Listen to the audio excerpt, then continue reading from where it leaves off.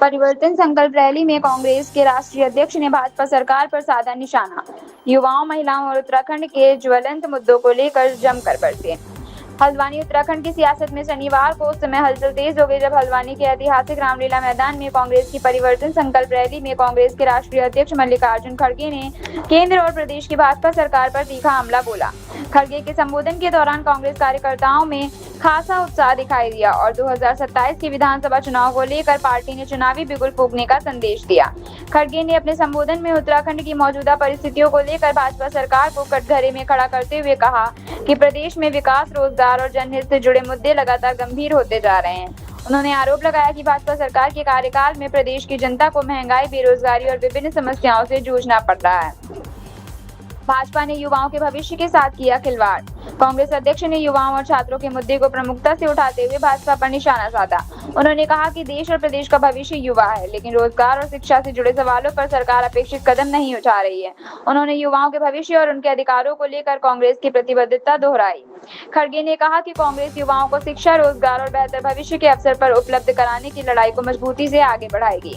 महिलाओं की सुरक्षा का भी मुद्दा उठाया गया। रैली में महिलाओं की सुरक्षा का मुद्दा भी प्रमुखता से उठाया जा रहा है। खड़गे ने भाजपा पर महिलाओं के खिलाफ होने वाले अपराधों को लेकर हमला बोलते हुए कहा कि महिलाओं को सुरक्षित वातावरण देना सरकार की प्राथमिक जिम्मेदारी होनी चाहिए। उन्होंने उत्तराखंड में महिलाओं से जुड़े गंभीर मामलों का उल्लेख करते हुए सरकार की कार्यप्रणाली पर सवाल खड़े किए और कहा कि कांग्रेस महिलाओं के सम्मान, सुरक्षा और न्याय के लिए मजबूती से आवाज उठाती रहेगी। कांग्रेस अध्यक्ष ने उत्तराखंड को झकझोर देने वाले अंकिता भंडारी हत्याकांड का भी मुद्दा उठाया। उन्होंने आरोप लगाया कि इस मामले में प्रभावशाली लोगों को बचाने की कोशिशों ने उत्तराखंड की छवि को देश भर में शर्मसार कर दिया। खड़गे ने कहा कि कांग्रेस ने शुरुआत से ही अंकिता भंडारी को न्याय दिलाने की मांग उठाई है और पार्टी न्याय की इस लड़ाई को आगे भी जारी रखेगी। खड़गे ने भाजपा पर भ्रष्टाचार और कथित लूट को लेकर भी तीखा हमला बोला। उन्होंने आरोप लगाया कि भाजपा सरकार को जनता के हितों की अनदेखी कर सत्ता और व्यवस्था का इस्तेमाल चुनिंदा लोगों के हित में किया जा रहा है। उन्होंने कांग्रेस कार्यकर्ताओं से कहा कि वे गांव-गांव और घर-घर जाकर जनता की समस्याओं को उठाएं और भाजपा सरकार की कथित विफलताओं को जनता के सामने रखें। 2027 को लेकर कांग्रेस कार्यकर्ताओं में भरा जोश। रैली का सबसे बड़ा राजनीतिक संदेश 2027 के विधानसभा चुनाव को लेकर दिखाई दिया। खड़गे ने कांग्रेस कार्यकर्ताओं का उत्साह बढ़ाते हुए कहा कि संगठन की एकजुटता और जनता के मुद्दों पर संघर्ष ही पार्टी की ताकत है।